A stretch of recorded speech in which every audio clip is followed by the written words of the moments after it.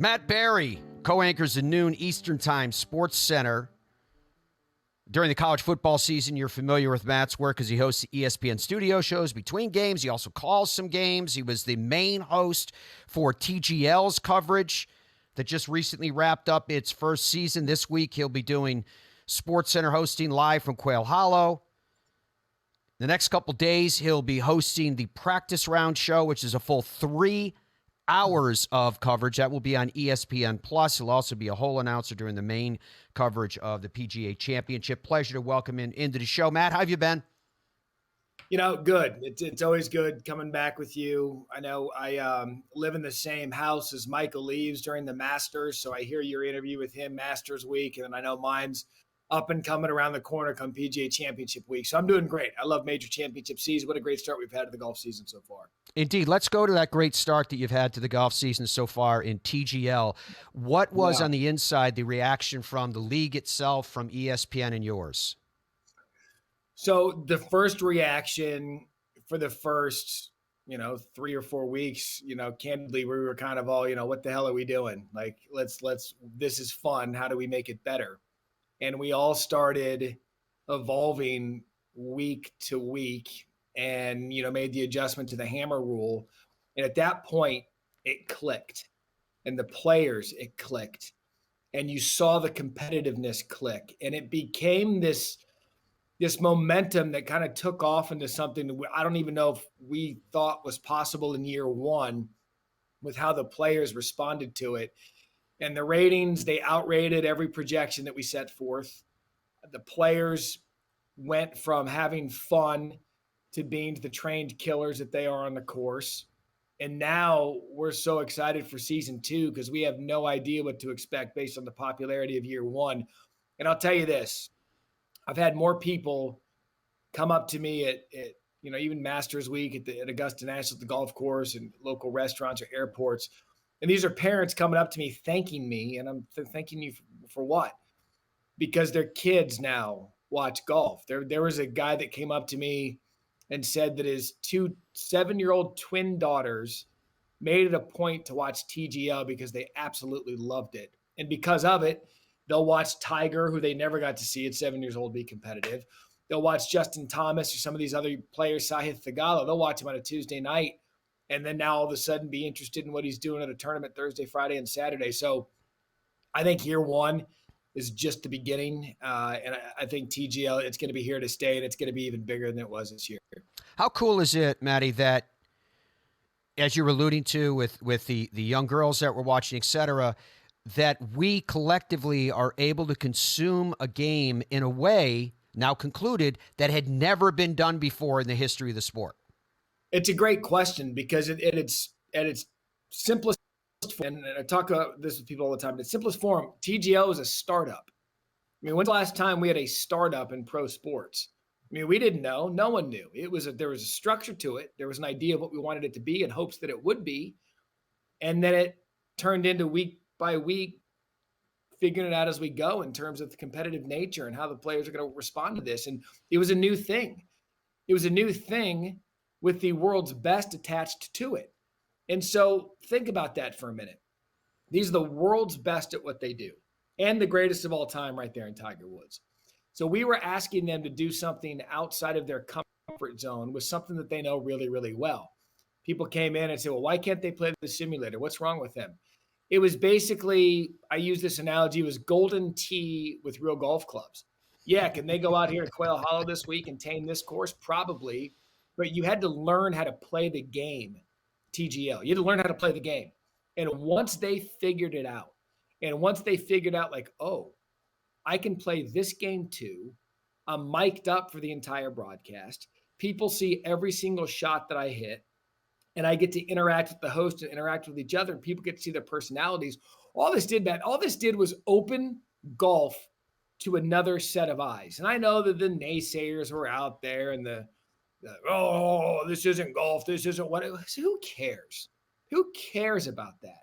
Why don't you start thinking about it from a positive standpoint of there are kids in the video game world that'll never set foot on a golf course. But you know what they did? they started watching this, and the players like Tom Kim, who step foot on a golf course and play high-level golf in a video game world.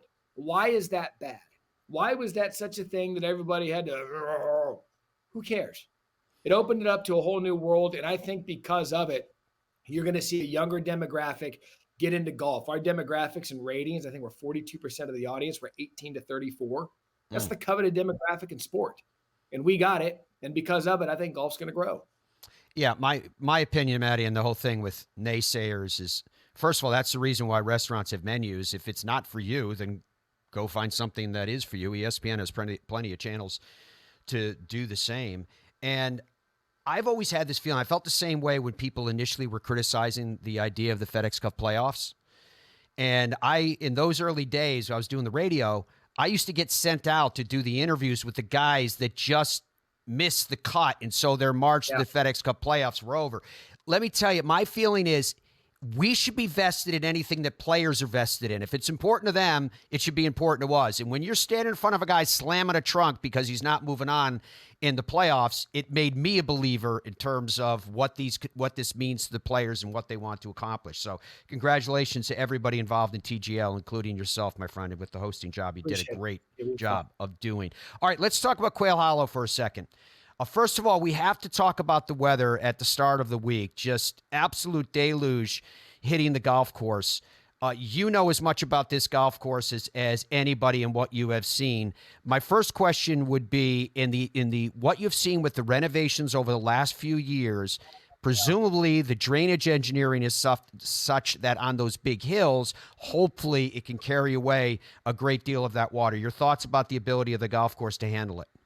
Yeah, I think you hit it. I mean, we've seen it now with some of the best courses in the country that when they don't go through remodels and renovations, they are now adding in a layer of drainage and the ability for the course to dry out in a way that if you get inclement weather like we're seeing here today and then tomorrow, that it's not going to affect the playability of the course. Now, look, there's going to be some times where you get inches of rain in a matter of an hour that just can't, no body of land can support that. But I believe that this place will be just fine as we get through the next couple of days. Today is a rain out. I mean, you look at the radar today and then behind me, and we'll go out to the course later because I've got some SportsCenter stuff I have to do. So we'll have a better idea of how it's holding up.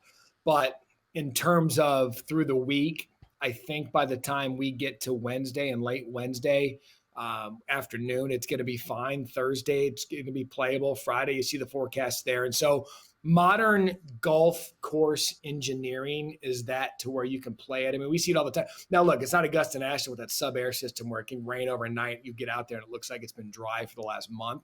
But I think Quail Hollow's golf club's been done a great job of putting the place in position since the renovations, even since 2017 when they last hosted it, for this course to be ready to go come Thursday. And today, I was talking to somebody about this morning. They said, like, oh, the players can't get out there. What's going to happen? They can't practice around this, that, and the other.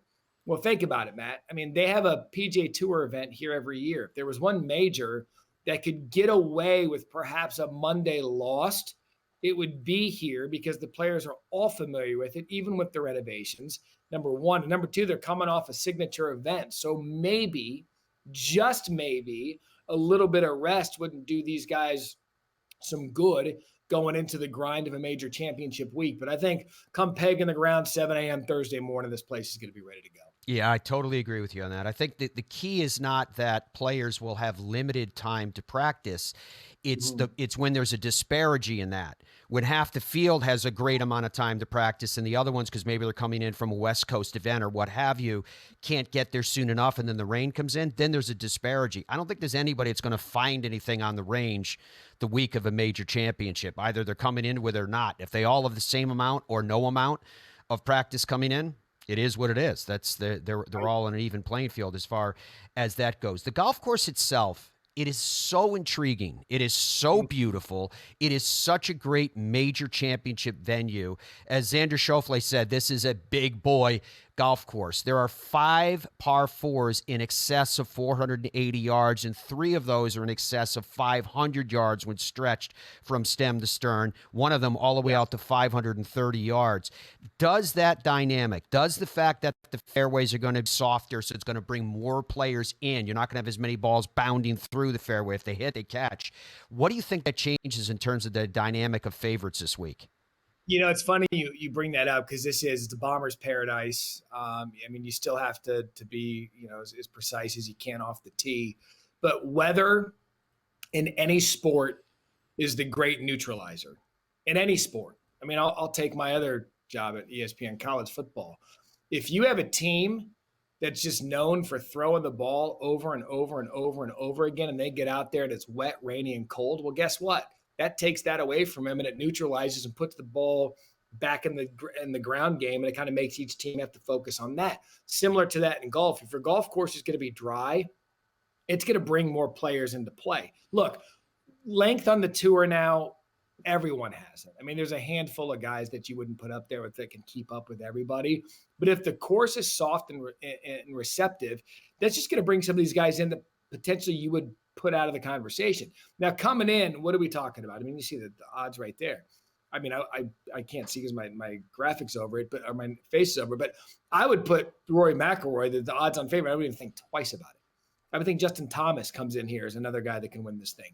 And so you're going to have the same players, the Xanders trying to defend his championship, Bryson DeChambeau, he's been one of those guys you talk about in the major championships of late.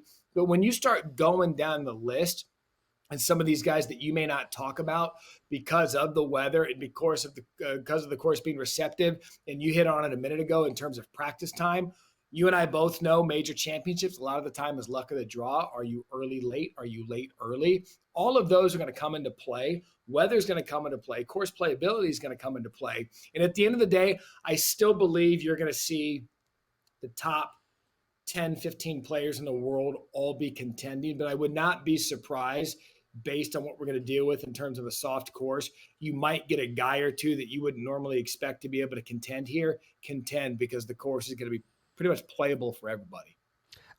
I'm not trying to go down a road of hyperbole here. This is dead serious. We've had Rory accomplish a career Grand Slam at the Masters. You've had Scotty Scheffler recently win. You've had Justin Thomas recently win and leading the tour in runner-up finishes this year on top of that with 3. So, and he's at 10 for his career, which is amazing. And that's just those 3. So when you talk about the top players, and you can throw in Morikawa, you can throw DeChambeau in there that's got to have a sense of revenge coming into this PGA Championship. Can you think of a recent major where so many of the great players were coming in playing great? I can't. And in fact, last Thursday on X, I was just sitting there just doing some prep. And I said, you know what, a week from today, we tee off at the PGA Championship. And I have a gut feeling. That this is going to be an all-timer. And it's for that reason right there. And you know what you just said? We just went in and talked about all these world-class players and these guys coming into form. Think about a guy that you didn't bring up. Jon Rahm. Mm-hmm. Like, wait a second. Jon Rahm, who was at the peak of his game when he defected to LIV, at any given point, he can attack. Brooks Koepka won this thing 2 years ago. At any given point, Brooks can attack.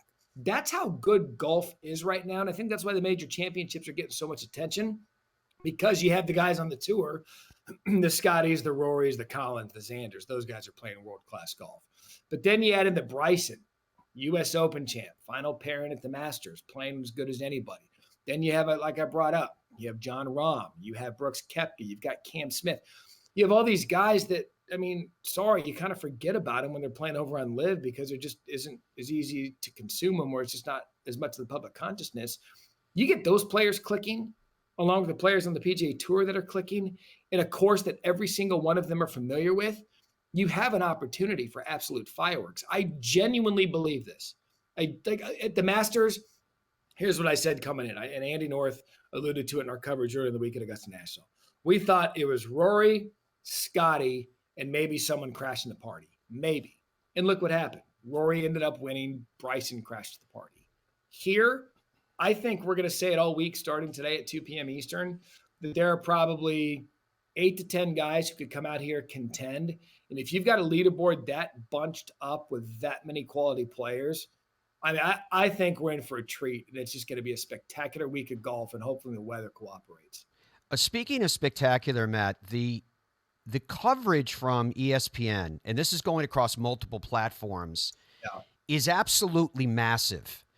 Is it distinctively bigger than in years past? What is the philosophy? And I guess this goes to our earlier conversation about TGL. You guys are coming at people in so many different ways and so many different platforms. How you want to consume it, where you want to consume it, when you want to consume it, all of it is being delivered. Yeah, we were having a golf production meeting, just kind of talking about the philosophy of what we're going to do this week. And it starts with the practice round shows late in the week. You'd mentioned I'll be hosting one of those midweek. But for us, it's simple. It's a really simple philosophy. Show the first golf shot, 7 a.m.